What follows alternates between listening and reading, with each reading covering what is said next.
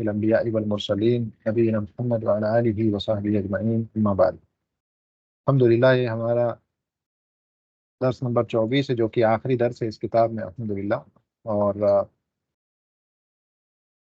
مادہ لغت العربیہ زاد اکیڈمیا کے مستویٰ الاول کا آخری درس نمبر 24 ہر ہفتے دو درس آدمی اگر سنے گا تو انشاءاللہ 12 ہفتوں کے اندر یہ کتاب اس کی اور یہ کورس اس کا مکمل ہو جائے گا۔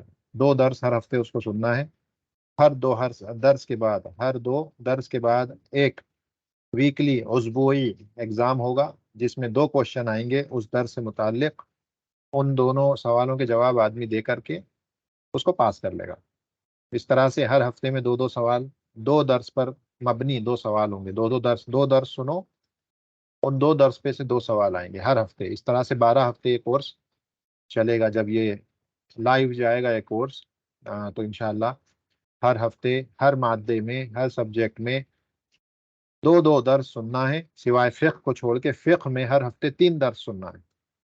اس کے علاوہ باقی جتنے بھی سبجیکٹس ہیں اس میں صرف 2 درس سننا ہے ہر ہفتے میں، اور ان 2 درس کو سننے کے بعد آپ کو اس ہفتے میں جمعے کے دن سے لے کر کے پیر کے دن تک یا منگل کے دن تک 3 یا 4 دن دیے جاتے ہیں، اس میں آپ کو جو اس ہفتے کی کوئز ہے ہر سبجیکٹ کی وہ آپ کو اٹیمپٹ کرنی ہوتی ہے، جس میں ہر سبجیکٹ میں 2 سوال ہوتے ہیں۔ ان 2 سوالوں کو آپ ہر ہفتے میں کریں گے ان دنوں کے درمیان۔ اگر وہ دن میں آپ چوک گئے اس کے بعد وہ کوئز بند ہو جائے گی، دوبارہ آپ اسے نہیں دے پائیں گے۔ اس سے آپ کے نمبروں پہ اثر پڑے گا، کیونکہ سال کا جب فائنل ایگزام ہوگا 3 مہینے کے بعد تو اس میں ان نمبروں کو بھی ویٹیج دیا جاتا ہے، اس کا بھی وزن ہوتا ہے، یہ ایک ایک نمبر ان کا بھی ہوتا ہے۔ تو اگر یہ آپ گوا دیں گے تو اس ٹائم دقت ہوگی، کیونکہ 60% یا 66% مارکس لانا بڑا مشکل ہو جاتا ہے، جو پاس ہونے کے لیے ضروری ہے۔ میں نے دیکھا ہے کہ بعض افراد ایک بھی ویکلی کوئز نہیں دیتے ہیں، اور منتھلی کوئز بھی ہوتی ہے وہ بھی نہیں دیتے ہیں، تو اس کے بعد فائنل ایگزام میں ان کو 60 نمبر لانا بڑا مشکل ہو جاتا ہے اور وہ فیل ہو جاتے ہیں۔ پھر ان کو دوبارہ اس جو مرحلہ ہے لیول 1 مستویٰ، اس کو دہرانا پڑتا ہے۔ تو بہتر یہ ہے کہ ویکلی کوئز دیں، ہر مہینے کی جو ماہانہ کوئز ہوتی ہے وہ بھی دیں، جس میں 8 کوشچن آتے ہیں، اور اس طرح سے کل ملا کر کے یہ کچھ 32 یا 34 مارکس آپ کو صرف ان کوئز سے مل سکتے ہیں کسی بھی ایگزام میں۔ اس کے بعد 30 نمبر لانا بہت آسان ہے، 30 نمبر لانا فائنل ایگزام میں پھر کوئی مشکل بات نہیں رہ جاتی لیول کو پاس کرنے کے لیے۔ ویسے ٹارگیٹ تو یہ کریں گے 100% مارکس آئیں انشاءاللہ۔ تو یہ آخری درس ہے ہمارا الحمدللہ۔ پچھلے درس میں ہم نے تانیث کے تعلق سے بات کی تھی، اور ہم نے دیکھا تھا کہ جو تانیث ہے یہ نحو کے بڑے بڑے جو ابواب ہیں اس میں ایک بڑا خاص رول ادا کرتی ہے، جس میں ہم نے دیکھا تھا کہ مثلا مطابقت کے اعتبار سے، مبتدا خبر میں مطابقت کے اعتبار سے تذکیر اور تانیث کا خیال رکھنا پڑتا ہے۔ اسی طرح سے فعل اور فاعل میں تذکیر اور تانیث کا خیال رکھنا پڑتا ہے۔ اسی طرح سے مبالغے کے صیغے بنانے کے لیے تا مربوطہ کا اضافہ کیا جاتا ہے مبالغہ پیدا کرنے کے لیے۔ اسی طرح سے عدد، نمبرز جو ہوتے ہیں ان میں بھی تذکیر اور تانیث کا لحاظ رکھا جاتا ہے۔ عدد میں بھی، نمبرز میں مثلا کیسے عدد اور معدود کہتے ہیں کس کو ہیں، اختصار سے بالکل، تاکہ بات سمجھ میں آ جائے۔ جیسے معدود کہتے ہیں وہ چیز جو گنی جا رہی ہے، جس کو ہم کاؤنٹ کر رہے ہیں۔ مثلا اسٹوڈینٹس کو ہم اگر کاؤنٹ کر رہے ہیں تو اسٹوڈینٹس معدود ہو گئے، 1 اسٹوڈنٹ، 2 اسٹوڈنٹ، 3 اسٹوڈنٹ، 4 اسٹوڈنٹ، یہ معدود ہیں۔ معدود کیا ہے؟ اسٹوڈنٹس، ہم ان کو گن رہے ہیں۔ اور عدد نمبر کو کہتے ہیں۔ تو نمبر عدد ہے، اور جو چیز گنی جا رہی ہے وہ معدود ہے۔ تو معدود میں اور عدد میں کبھی کبھی تو مطابقت دیکھی ہوتی ہے، اور کبھی کبھی اس کے اندر عکس ہو جاتا ہے، اپوزٹ ہو جاتا ہے۔ یعنی نمبر اگر مذکر ہوگا، یا معدود اگر مؤنث ہے تو نمبر مذکر ہوگا، یا معدود مؤنث ہے تو نمبر مذکر ہوگا، اور معدود مذکر ہے تو نمبر مؤنث ہوگا۔ کیسے؟ دیکھیں، ہم کہیں گے مثلا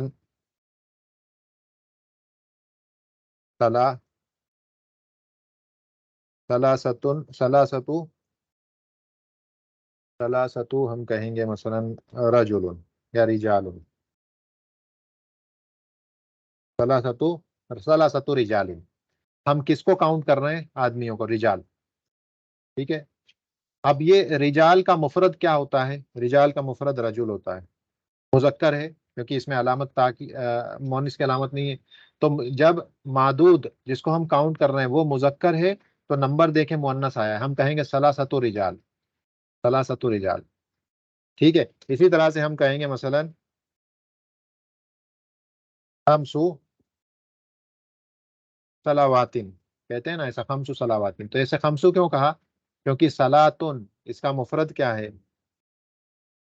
صلاتن، صلاتن میں دیکھیں تا مربوط آیا جو کہ مؤنث ہے، تو عدد مذکر آئیے، تو یہاں پر 3 سے لے کے 10 تک، 3 سے لے کے 10 تک عدد اور معدود اپوزٹ ہوتے ہیں، مطابقت نہیں ہوتی ان میں، تذکیر اور تانیث اپوزٹ ہوتا ہے، اگر معدود مذکر ہے تو عدد مؤنث ہوگی، اور معدود مؤنث ہے تو عدد مذکر ہوگا، اس طرح سے، ٹھیک ہے۔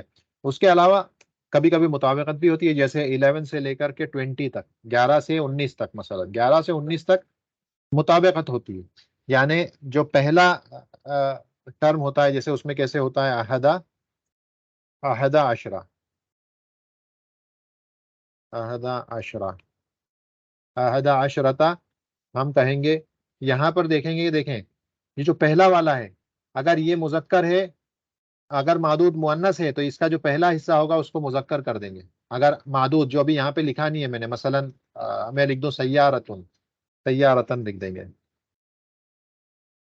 سیارہ، سیارتن، ہم لکھیں گے احدہ عشرتا سیارتن، تو دیکھیں یہ مؤنث ہے تو یہ پہلا والا نمبر مذکر ہے، لیکن دوسرا حصہ اس کا یہ مؤنث ہے، تو ان دونوں میں مطابقت ہوگی، ان دونوں میں عکس ہو جائے گا، اپوزٹ ہوگا، مطابقت نہیں ہوگی، غیر مطابق، تو یہ دونوں مطابق ہوں گے، یہ دونوں مطابق نہیں ہوں گے، اس طرح سے بھی ہوتا ہے کبھی کبھی، ٹھیک ہے۔ تو مقصد کہنے کا یہ ہے کہ جو تانیث کا باب ہے، یہ نحو کے بڑے بڑے ابواب جو ہوتے ہیں ان میں ایک بڑا اہم رول ادا کرتا ہے، اسی لیے اس کو پڑھنا ضروری ہے۔ آج کے درس میں بات ہوگی وہ جو 3 علامتیں ہیں ان میں سے ایک علامت تا مربوطہ کی بات ہوگی، تا مربوطہ کی، کیونکہ یہ ایک بڑی علامت ہے، تا مربوطہ ایک بڑی علامت ہے کسی بھی اسم کے مؤنث ہونے کے لیے۔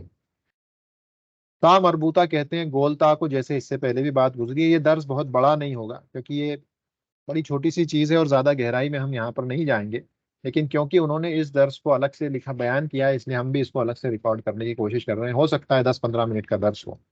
التا او المربوطہ، تا مربوطہ معروف گولتا، یہ جو گولتا ہوتا ہے یہ جب پڑھا جائے گا وصل میں کنٹینیو کرتے ہوئے، جب ہم اسے پڑھیں گے تو اسے تا کی طرح پڑھیں گے، جیسے ہم کہیں گے مثلا رحمت اللہ، رحمت اللہ، تو رحمت اللہ ہم نے کیسے پڑھا؟ ہم نے کہا رحمت اللہ، دیکھا ہم نے جب اس کو کنٹینیو پڑھا وصل کے ساتھ تو یہ اس کو ہم نے تا پڑھا ہے، ٹھیک ہے، یہ ہا ہوتا ہے، اس کے اوپر 2 نقطے لگا دیے جاتے ہیں، تا بن جاتا ہے تا مربوطہ، لیکن جب اس پہ ہم وقف کریں گے، رکیں گے، جیسے اگر ہم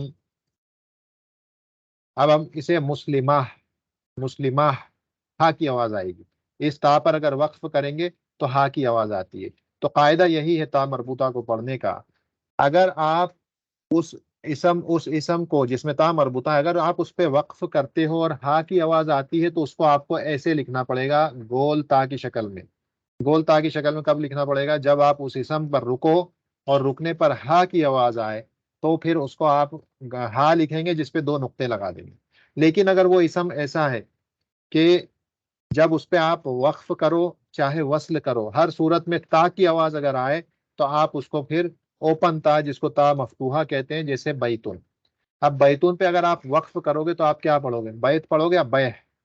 بیت پڑھیں گے، بیت، بیت، تو بیت جب پڑھیں گے تو یہاں پر اس کا مطلب یہ ہے کہ اسے ہم گول تا نہیں لکھ سکتے ہا کی شکل میں، اسے ہمیں اوپن تا لکھنا پڑے گا جسے تا مفتوحہ کہتے ہیں، تو تا مفتوحہ اور تا مربوطہ میں یہ فرق ہے، تا مفتوحہ جو اوپن ہے، کھلا ہوا ہے اور یہ نقطے اس کے پیٹ میں ہے، اور تا مربوطہ وہ ہے کہ جو گول ہے اور بند ہے اور یہ جو نقطے ہیں وہ اس کے سر کے اوپر ہیں، اور اس پر جب وقف ہوتا ہے تو یہاں پر ہا کی آواز نکلتی ہے، ہا کی، رکن مسلمہ، مومنہ، حمزہ، فاطمہ، عائشہ، خدیجہ، اس طرح سے آواز نکلتی ہے، تو یہ جو ہے تا مربوطہ ہے، جویریہ، اس طرح سے آواز نکلتی ہے، تو مسلمتن، بیتن، رحمت اللہ۔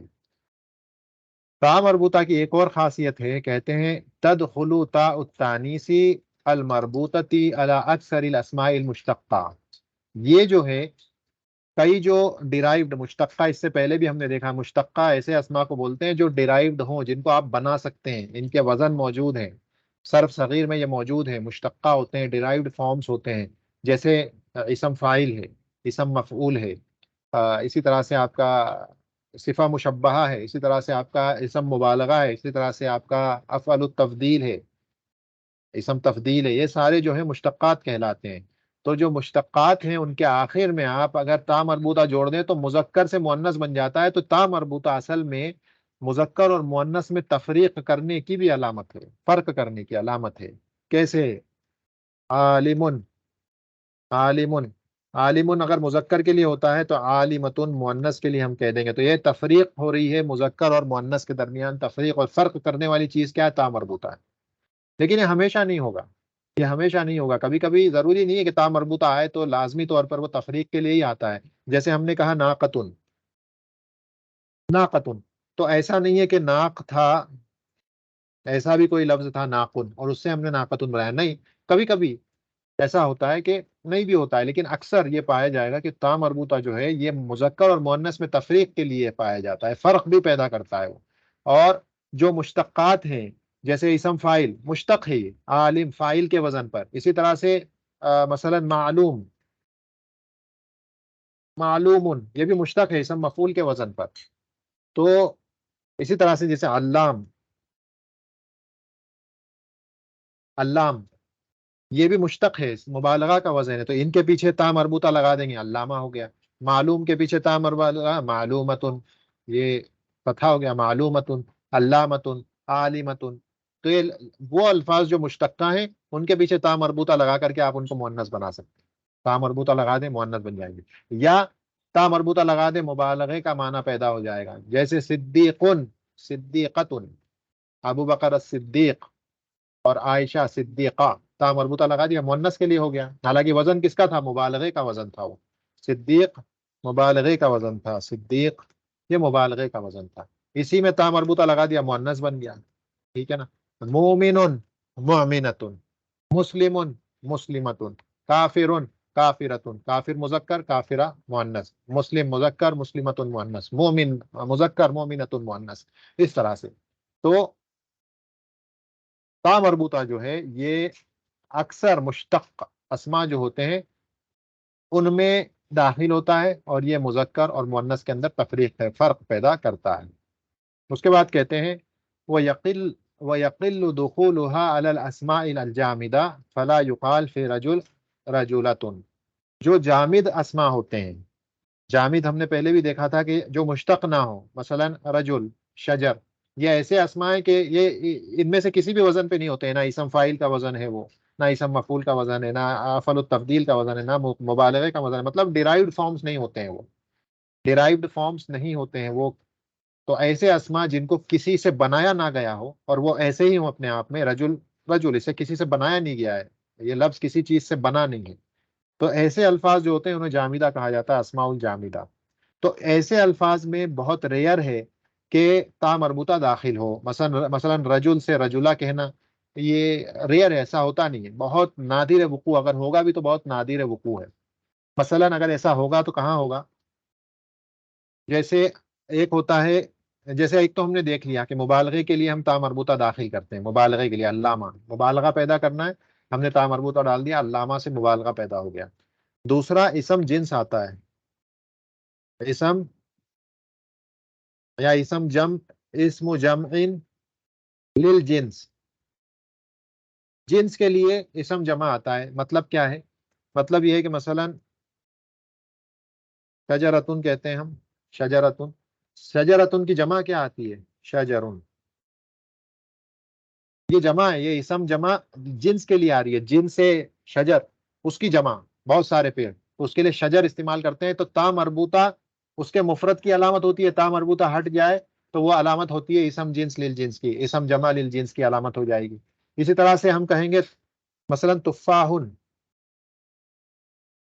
تفاحن یہ علامت ہے جنس، اسم جمع للجنس کی ہے، اس کا مفرد کیا ہوتا ہے؟ تفاحتن، تفاحتن یہ مفرد پہ علامت کرتا ہے، ابھی مفرد پر، یہاں پر تانیث ضروری نہیں ہے کہ علامت ہو، مفرد کی علامت ہے وہ ہٹ گئی تو یہ اسم جمع للجنس بن گیا تفاحون، اور ایسے ہی دوسرے الفاظ بھی ہیں جہاں پر اسی طرح سے ہوتا ہے. تو کبھی کبھی یہ جو تا ہے یہ جیسے ہم نے کہا کہ جامد الفاظ پر کبھی داخل نہیں ہوتا ہے، بہت ریئر ہے کہ اس پر داخل ہو. دوسرا یہ کبھی کبھی ایسی جگہوں پر بھی داخل کیا جاتا ہے جہاں پر یہ تفریق کرتا ہے مفرد میں اور اسم جمع للجنس کے اندر بھی یہ جو ہے تفریق اور اس کے اندر فرق پیدا کرنے کے لیے بھی اس کا استعمال ہوتا ہے.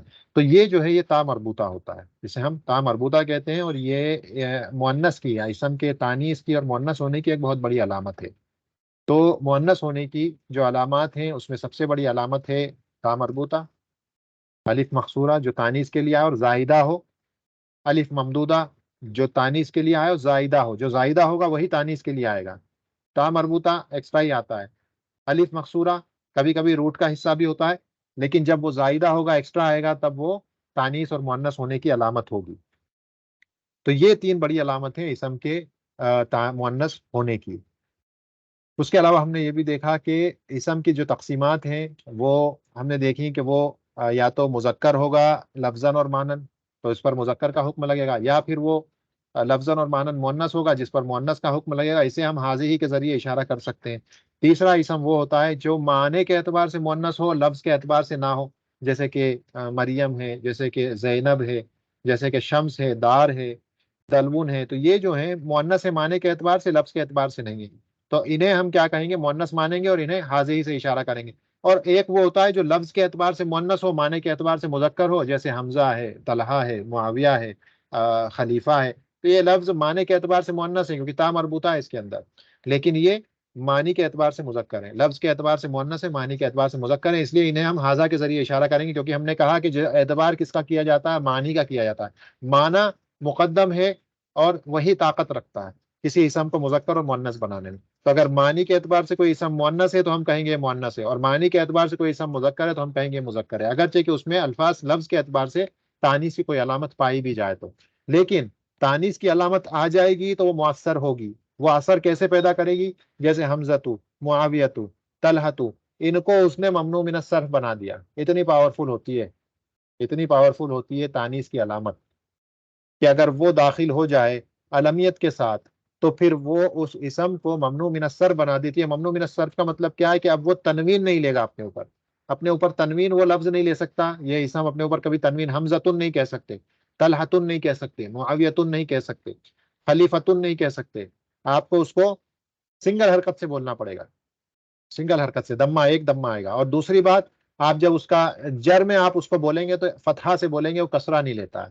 تو یہ اتنی پاورفل ہوتی ہے تانیث کی علامت، جب وہ داخل ہو جائے علمیت کے ساتھ تو اسے ممنوع من الصرف کر دیتی ہے. لیکن لفظ وہ مذکر رہے گا. کیوں؟ کیونکہ معنی کے اعتبار سے مذکر ہے، اور معنی جو ہے وہی طاقت رکھتا ہے کسی اسم کو تانیث اور تذکیر کے باب میں لے جانے کے لیے. تو یہ ہمارا اس درس کا جو ہے خلاصہ تھا کہ اسم مؤنث ہوتے ہیں. ان کی دو قسمیں ہوتی ہیں، ایک تو معنوی اور لفظی ہوتا ہے، معنوی اور لفظی ہوتا ہے.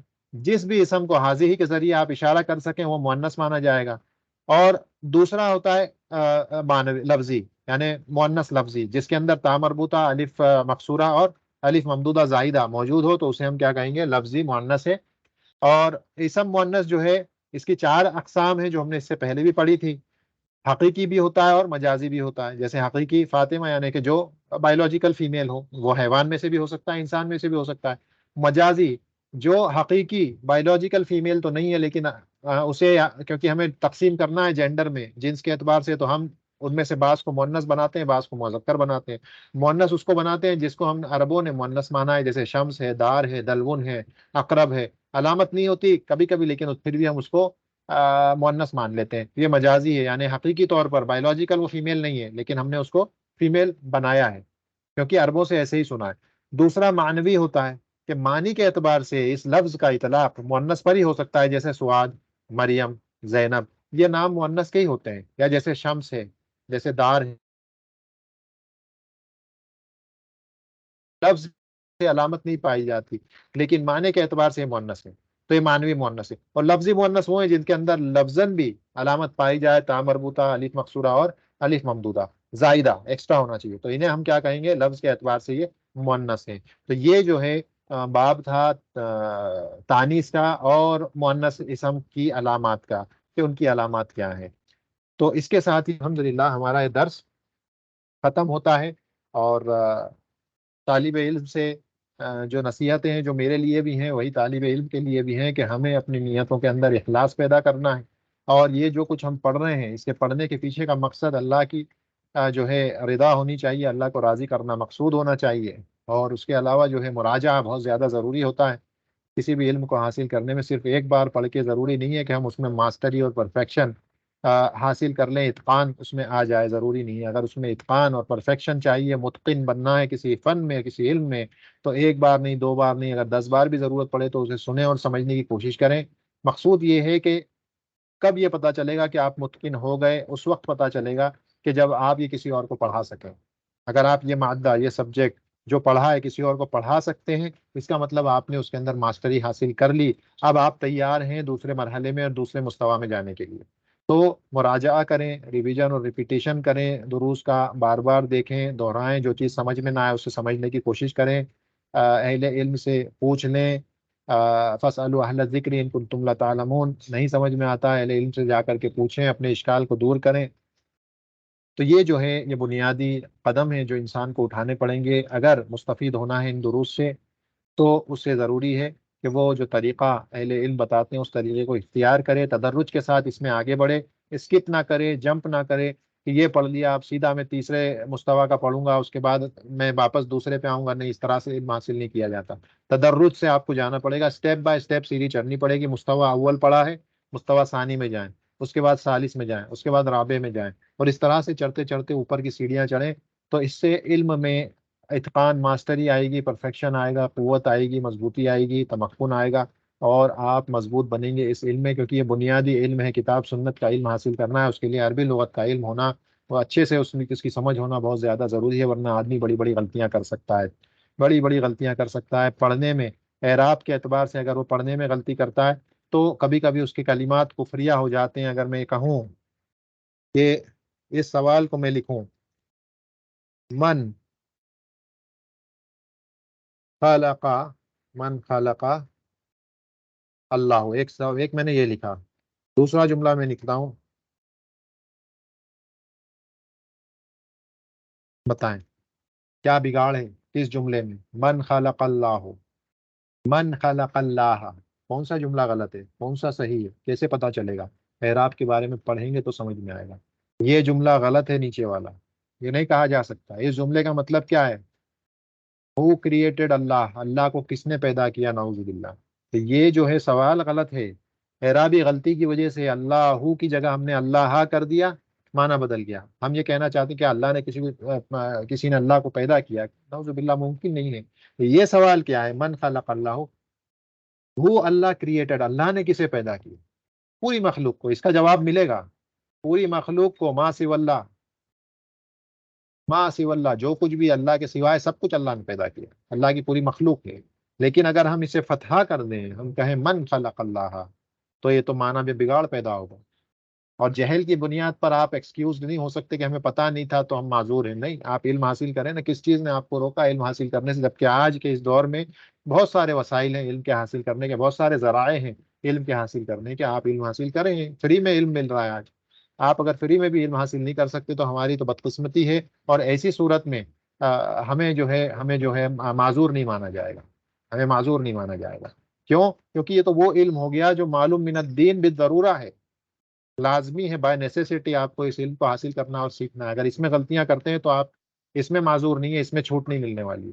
تو کوشش کریں اتقان، پرفیکشن، ماسٹری حاصل کرنے کی، اچھے سے علم کو پڑھیں، سیکھیں، اپلائی کریں قرآن پر، حدیث پر، اور انڈیپینڈنٹ نہ ہو جائیں۔ یہ نہ سمجھیں کہ اس مستوی کو آپ نے پڑھ لیا تو اب آپ علامہ بن گئے، نہیں، یہ مستوی نہیں، ایسے 10 بھی پڑھ لیں گے تو نہیں حاصل کر سکتے اس درجے کو ابھی۔ 10 بھی پڑھنے کے بعد ہم اس درجے کو حاصل نہیں کر سکتے جس میں ہم کہیں کہ ہم عالم بن گئے۔ ہم طالب علم رہیں گے ہمیشہ مرتے دم تک، اور وہی مرحلہ سب سے اچھا ہے کہ آدمی سیکھتا رہے۔ جس دن آدمی نے سیکھنا چھوڑ دیا وہ مر گیا، اس کی موت ہو چکی، اس کی موت ہو گئی جس دن اس نے پڑھنا علم حاصل کرنا چھوڑ دیا، مراجعہ چھوڑ دیا، ریویژن ریپیٹیشن چھوڑ دیا، علم کا اخذ کرنا چھوڑ دیا، وہ آدمی مر گیا، اس کا دل مر گیا، وہ آدمی مر گیا۔ تو ضروری ہے کہ علم کو دہراتے رہیں، ریویژن کریں، دوسروں کو پڑھائیں، علم کو عام کریں، مستفید ہوں، اور اپنے اساتذہ کے لیے دعائیں کریں کہ اللہ انہیں ہدایت دے، انہیں توفیق دے، صحیح انہیں اخلاص دے، تاکہ وہ دوسروں کا اپنے علم سے جو بھی تھوڑا بہت ان کے پاس علم ہے وہ دوسروں کو استفادہ اس سے پہنچا سکیں۔ آخر میں جو ہم نے اس مادے کو کور کیا ہے صرف اور صرف اللہ کی مدد سے، اس کی عون سے ہم اس کو کر پائے ہیں، تو ساری کی ساری تعریفیں، شکر ہم سب کا سب اللہ کے لیے ہے۔ آئندہ مستویٰ میں اور آئندہ دروس میں انشاءاللہ آپ لوگوں سے ملاقات ہوگی۔ تب تک کے لیے سبحانک اللہم و بحمدک، اشہد ان لا الہ الا انت، استغفرک و اتوب الیک۔ السلام علیکم۔